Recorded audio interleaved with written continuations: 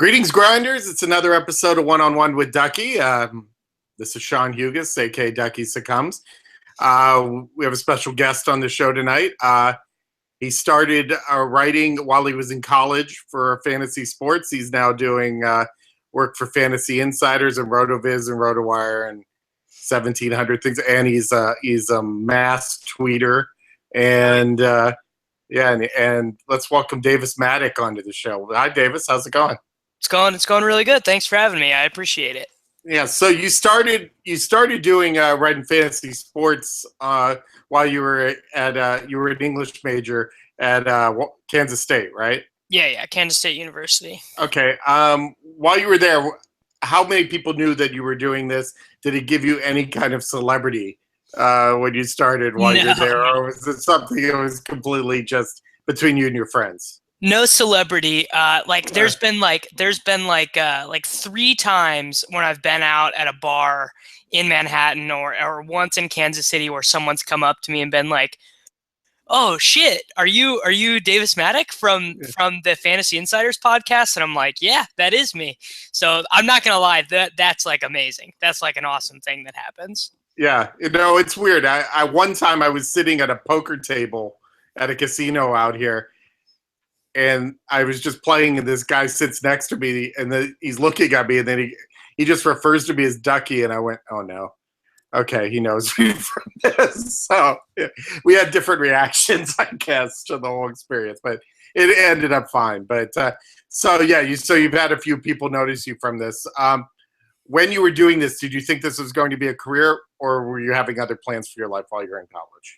I had no plan is the thing, and that's sort of how you end up doing daily fantasy related things for a living is, a lot of the corporate stuff didn't really appeal to me. I was a creative writing major. That was the subset of English that I was in. And I don't know if you probably know this. It turns out writing is just really hard. It's just it's a really hard thing to do, and it's a really hard field to break into. So when it kind of became apparent that I was going to be able to do this for a living upon graduation, I was like, yeah, absolutely, I'm going to do this, because I can kind of just postpone sort of that real adulthood of going into an office and stuff for quite a while, which sounded pretty good. How long do you think you could hold this up until you have to go sit in a cubicle or in an office? Do you think you can keep it up your whole life? Or? Right, I don't want to do this forever. For sure, I don't want to be, 37 and grinding the head-to-head lobby on DraftKings like that. Like, there are some people who are absolutely suited out for it. They enjoy it. The grind sort of just becomes a part of who they are. For me, I like it. I like daily fantasy. I really like providing daily fantasy content. Like, I find that part of the job really enjoyable.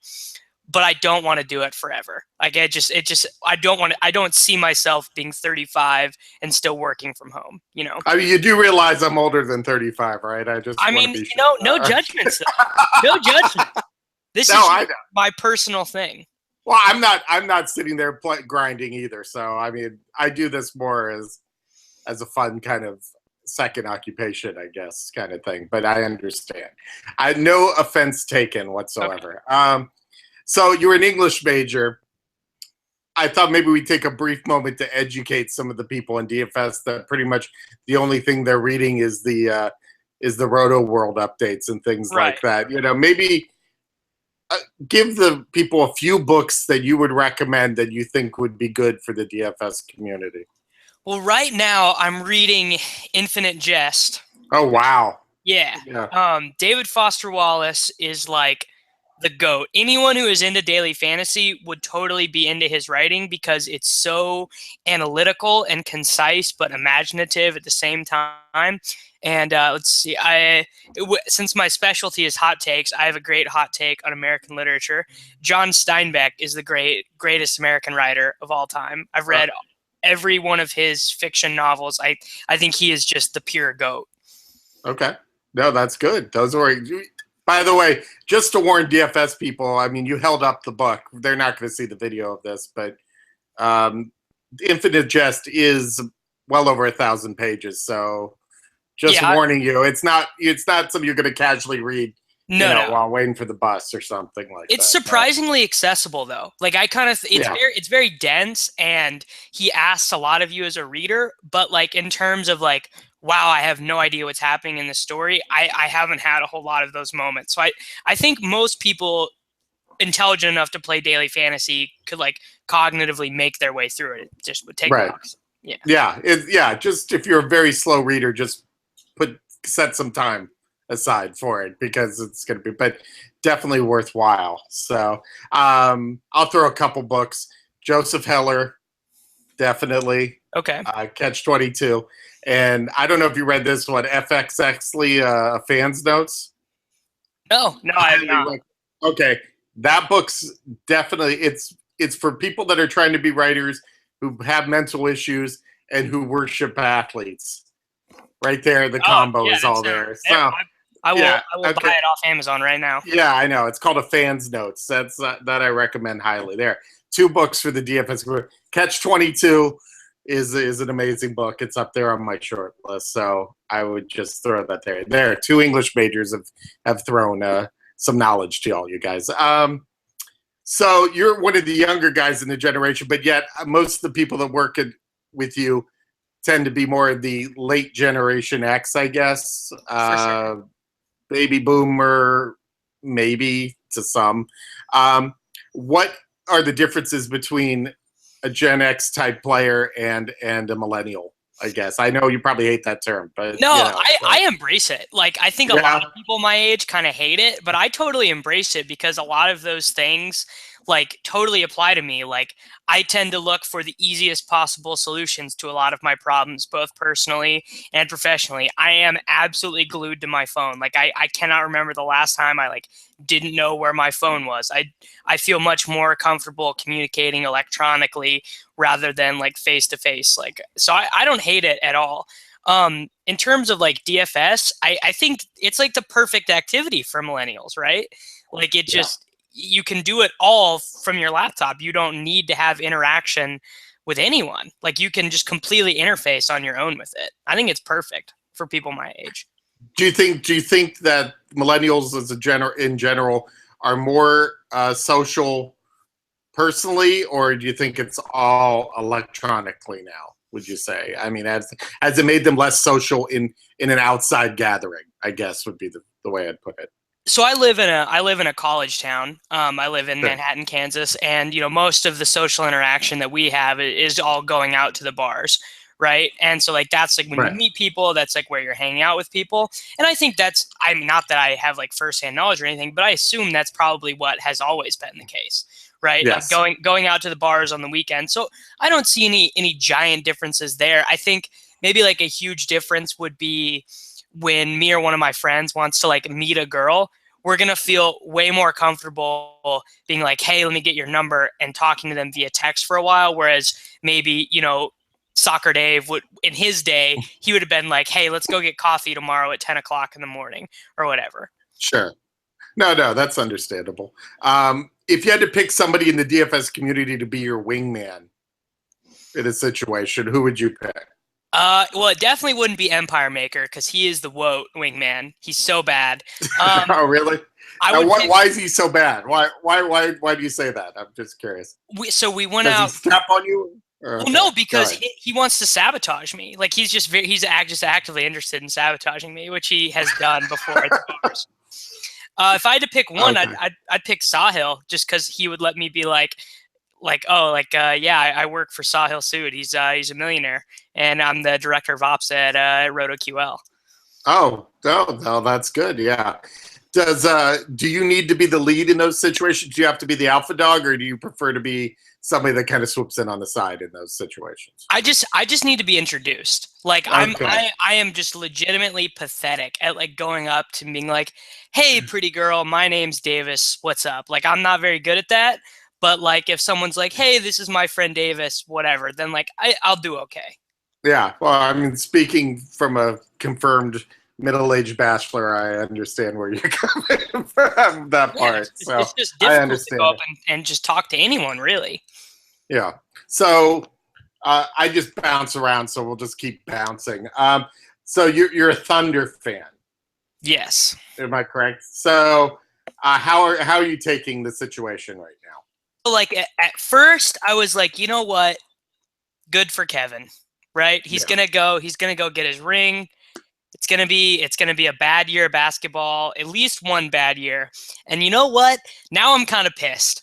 After a couple days, now I'm kind of pissed. So like this afternoon they had the press conference where like he was introduced as a member of the Warriors, and he was like being like, oh, like I love Steph and Clay, and like Steph just texted me, and like we're buddies, and I was just like getting mad because I'm just like, no, man, you've known these guys for like a week, and you were in the trenches with Westbrook and Ibaka for 8 years. Like, what are you doing, man? And I was just so now I'm mad, and I'm not like burning Jersey mad or like gonna defame him mad. It just sucks, really. It just sucks that that's the Well, way the situation's playing out.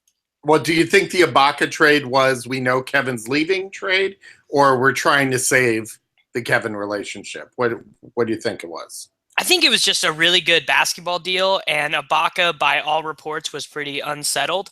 And I think that the thinking behind the trade from Presti had to have been we can play Kevin Durant at power forward now in crunch time Right. with Ibaka gone, and we have a playable 5-man lineup, which would have been Westbrook, Oladipo, Roberson, Durant, Adams, but now that's not the case.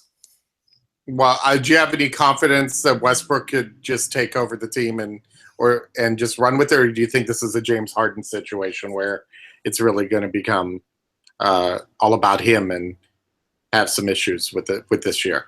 No, I think if he stays, he'll be great, and the team will be like a 5 or 6 seed in the West. But I mean, if I'm Westbrook, like I'm out of there probably. Like, Yeah, can't blame him for wanting to peace out. yeah. I think between us, I think he goes back to the Lakers, and I'm not a Laker fan. Trust me, there were Laker fans the night before Durant announced that were telling me that he's signing with the Lakers. Durant's signing with the Lakers, and I just that's the dumbest thing I've ever heard in my entire life. But I do actually think Westbrook sees some kind of allure of taking over the Lakers and making them great again. It seems to be in his ego, I would assume. But I mean, it could be worse. You could be like a Bulls fan right now, Oh, or something yeah, that's like that's a much less enviable position. yeah. So I mean, I Drew. Hope things are going well. Just thought I'd share. But, so I just hit a milestone on Twitter where I got to my 20,000 tweet, and I had an existential crisis about it Okay. because I just was like, "Wow, I've tweeted 20,000 times," and then I saw how many times you've tweeted. Oh, I'm And addicted. I am just addicted.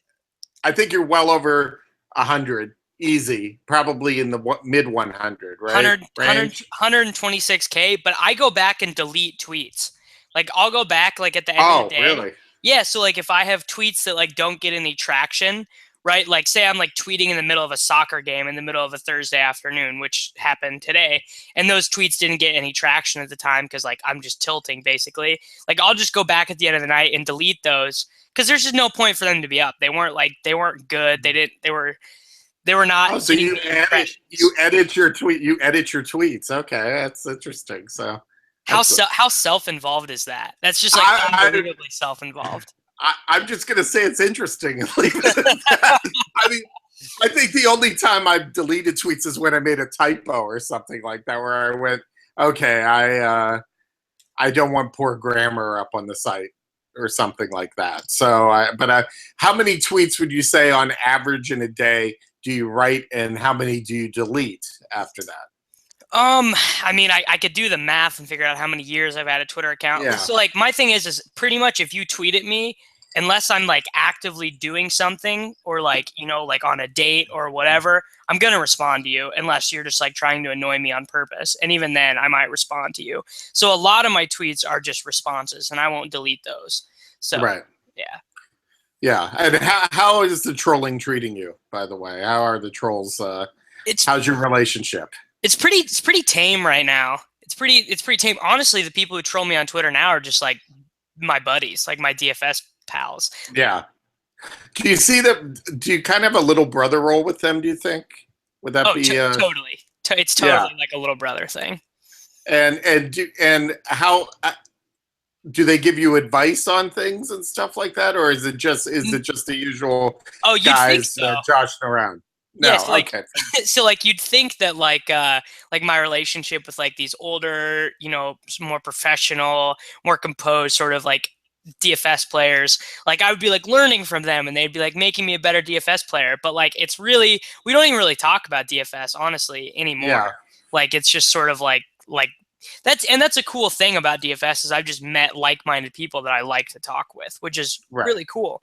And that's why like the live finals and stuff are so fun because you're seeing people you only see once or twice a year. yeah. And how late do you stay up on the nights of the live finals, as opposed to some of the older players? I guess in that situation, who's the first one to be going to bed at 10 p.m. in those equations? Mr. Tuttle. Dave, He Mr. Yeah, Tuttle and Dave, they're bowing out early for sure. And then like Drew is never like coming to the club.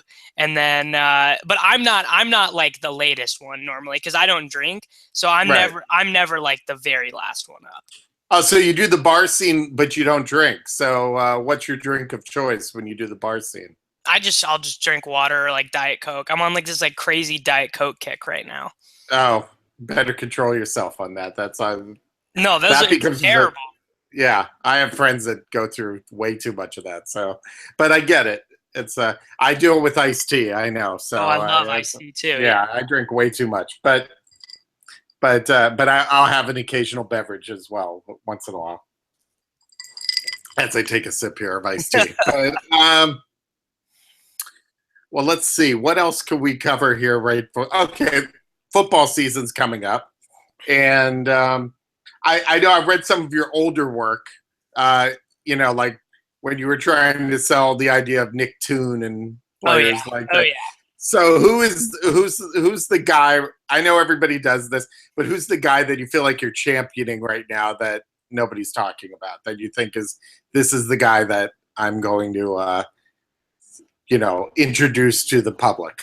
Well, I mean, like Janice is like permanent. Like that one is Sure. just that one's permanent. So like I'm like getting like seasonal fantasy football stuff together right now. Like David Johnson, first overall pick for sure. Okay. He's amazing. Ladarius Green is going to finish with the second most receiving fantasy points on the Steelers this year, behind Antonio Brown, obviously. And Right. I really do think Janice is going to be the third wide receiver for Green Bay. That's like a firm prediction. So you're very much into championing the underdog. I'm sensing. Yeah, oh yeah, I'm all about that. Yeah. Yeah. So you're not chalk.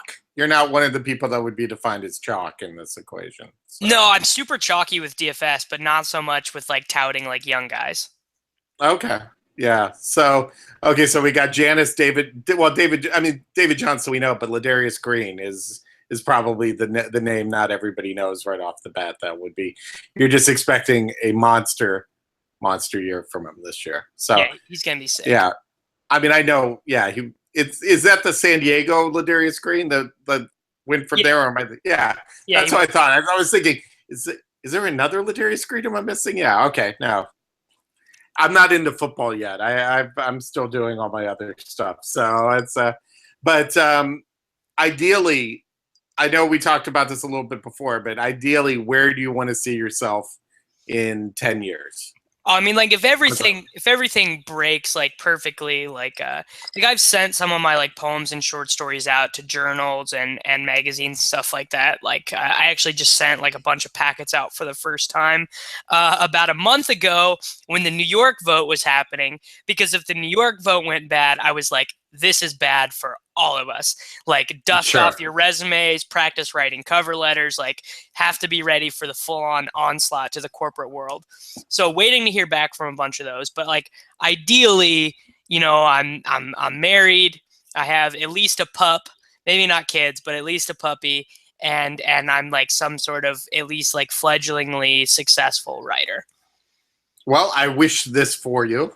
I wish good luck. I mean, I'm still working out writing deals myself at my age, so it's a process. So, It but is. It is. always keep your hope up. It's good, and there are always avenues. And the good thing is now you're growing up in a generation where there's more self-publishing and things like that. There's more venues than there used to be in avenues than there were before. So there's my old man at sage advice on that one. So you have more opportunities. Also, the internet makes a big deal on it. So any last hot takes you want to throw out at us that just to get everybody angry at you on Twitter before the end of the day? I mean, Rory McIlroy wins the British Open by 4 strokes. There you go. Oh, okay. There you go. Okay, you heard it here. Put your money on it right now. And I would if I was the guy that took action. I bet on one thing this year, and in terms of actual betting on sports, and it was betting against the Thunder against the Spurs. Ooh, well, there you go. I lost some money. I lost some money to draft cheat on that one. I was just like, oh yeah, sure, why not? I'll bet on that. And I've kept my sports betting to a minimum, except for DFS. So, okay. Well, Davis, it's been a pleasure, and we'll look for him at Davis Mattek on Twitter.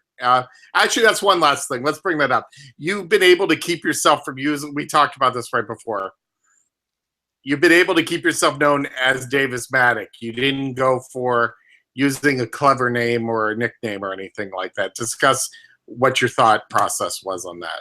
That's just branding. Like when I was like making all these DFS names, I was like, this is going to blow up. Like, this is going to be huge. And so I played like poker in high school. I wasn't like good or anything, but I like followed poker. I like listened to all those podcasts, and I knew like a bunch of the online guys had like dumb handles that like I could never imagine calling a grown man like, his poker handle or whatever. So I was like, oh, I'm just going to make it my name.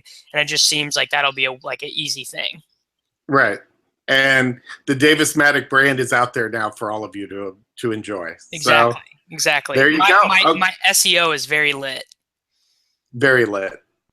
And I rarely use the word lit, so there you go. So I'm vouching for it. There we go. All right. Cool. All right. I hope to see you at the one of the finals or something like that. And it's been a pleasure. Thanks. Next week on the show, we got Kevin Roth, the guru of weather, will be on the show, as long as there's no major weather disasters that will keep us from doing it. So everybody, thanks for listening, and we'll talk soon. Take care.